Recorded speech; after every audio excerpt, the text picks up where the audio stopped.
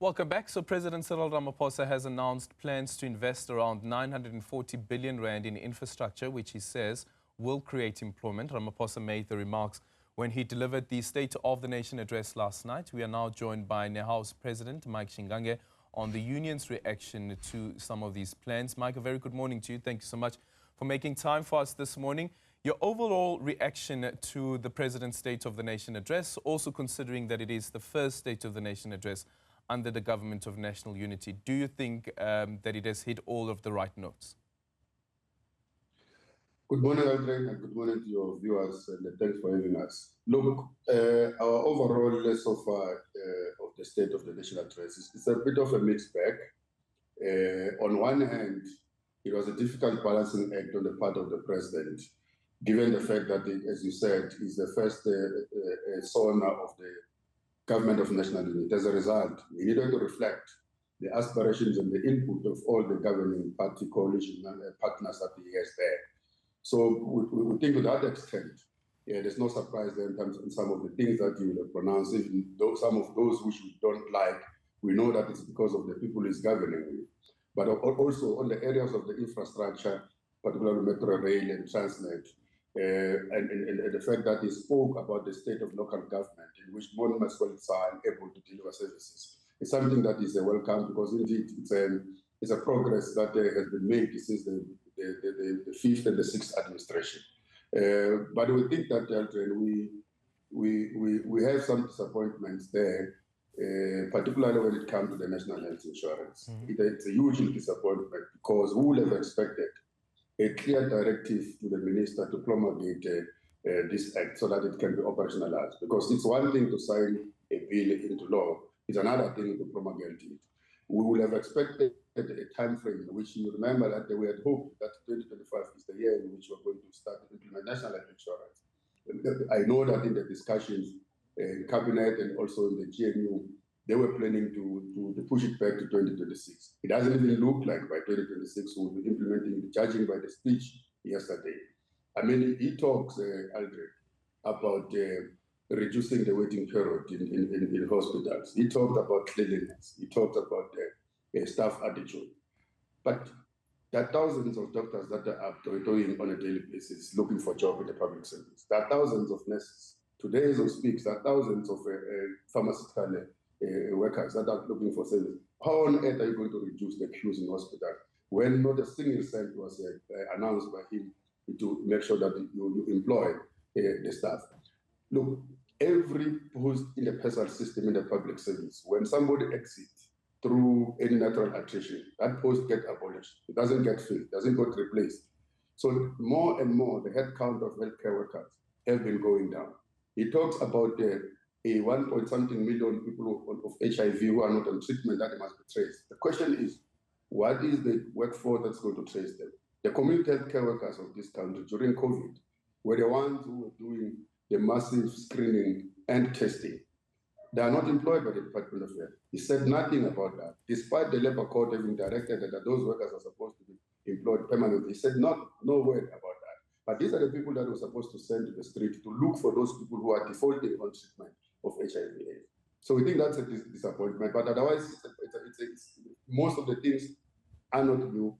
If at the level of implementation and commitment, we're going to see an improvement, we will see at least 80% of the speech on the pronouncements that he made are a step in the right direction, provided that by the end of next year, by the end of the 5 year, we will see a progress in implementation, especially because some of these things are not new. Yeah.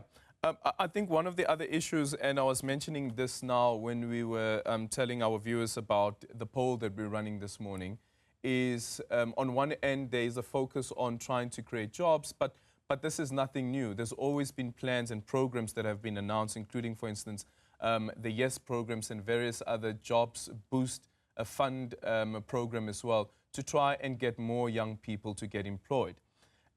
But what I'm not getting from the State of the Nation address is why those people are unemployed, why companies are not hiring as we expect companies to be hiring. Because there's no accountability. Remember, the YES program for many years, the companies have been benefiting from the subsidy from the government. In other words, the public money taxpayers' funds get put into the hands of the owners of the firms or the companies to incentivize them. Firstly, not to retrench workers, but also to make more employment. But what do? They just benefit from those incentives.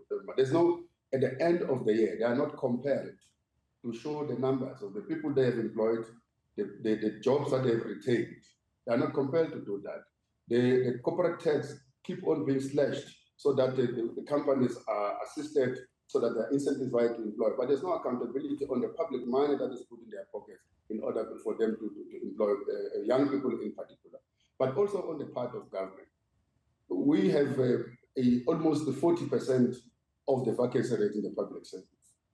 The young people are roaming the streets. They are qualified, some of them, including professionals. Why is the government not putting those people into work, in the work vacancies that exist in the public sector?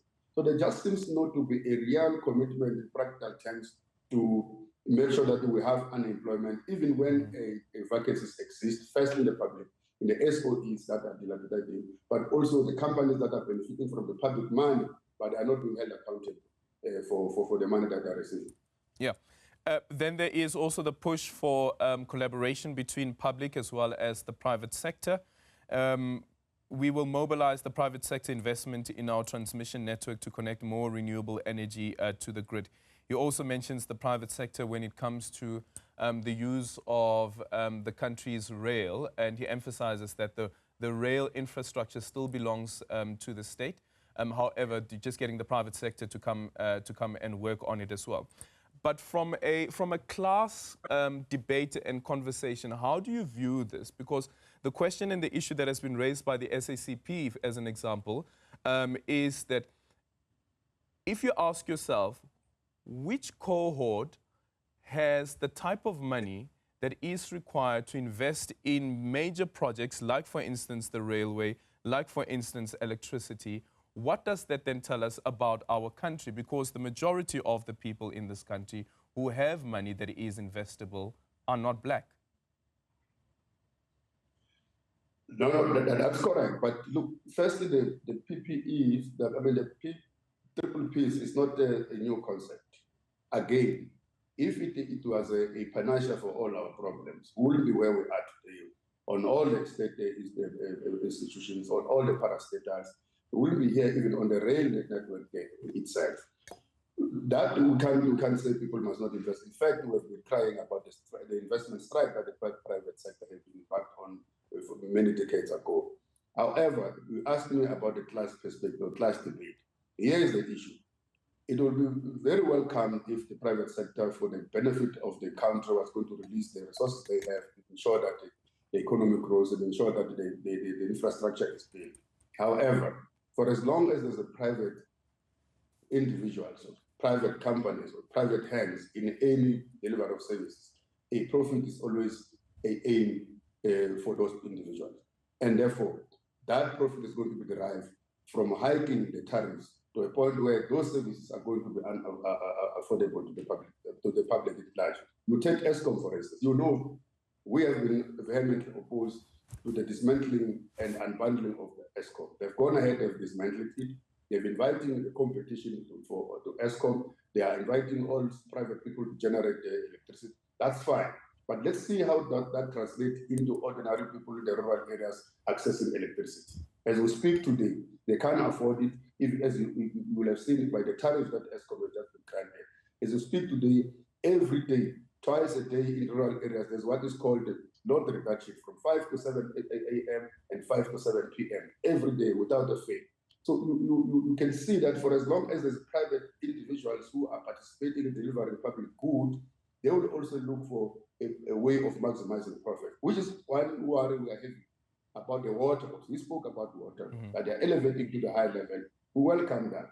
But to the extent that, like ESCOM, they are now going to create an agency that is going to now rely on revenue collection in order for it to build infrastructure for water. It's going to come to a point where ordinary rural people are not going to be able to afford the water, even when the water is available, but will not be accessible to the rural poor. Yeah. Finally, the NDP, considering that the proposal is that the country's GDP could increase or improve by 3%, Do you think that that is possible, once again looking into consideration that we have the National Development Plan? The target there was to increase our GDP growth by close to 6% annually so that we can reduce unemployment to single digit. Is that possible, do you think? And a bit later on today, the minister in the presidency will have a conversation around the NDP as well. I wonder whether we should be reviewing it. But you know that the targets for the NDP has been revised many times.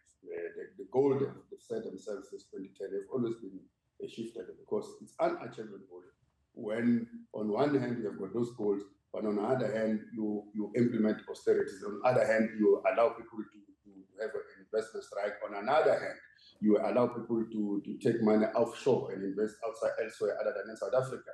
For as long as the money is circulating within the country, there's no economy that's going to grow. There's no GDP that's going to grow. So we will be happy, even though it's a low margin, the target.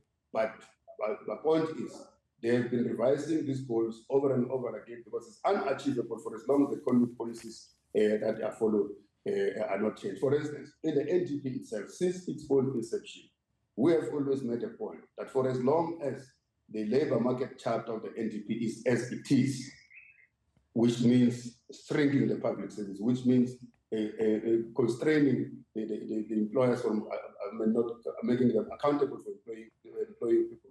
There's no way that goal is going to be achieved. If that does not change, even that goal of the NDP itself is not going to achieve what is now being revised. But let's hope it's going to do. But if nothing changes, our view is that it isn't going to achieve what the president pronounced yesterday. Thank you so much for your time. Mike Shingage is the president of Nehawu, the biggest affiliate of COSATU. They're speaking to us around their reaction to the President's State of the Nation address, the first one under the Government of National Unity. It's 6:30. Let's quickly remind you of your top stories this morning. And we will not be bullied. We will stand together as a united nation, and we will speak with one voice. President Cyril Ramaphosa uses his State of the Nation address to send a strong message to U.S. President Donald Trump's administration that the country will defend its sovereignty.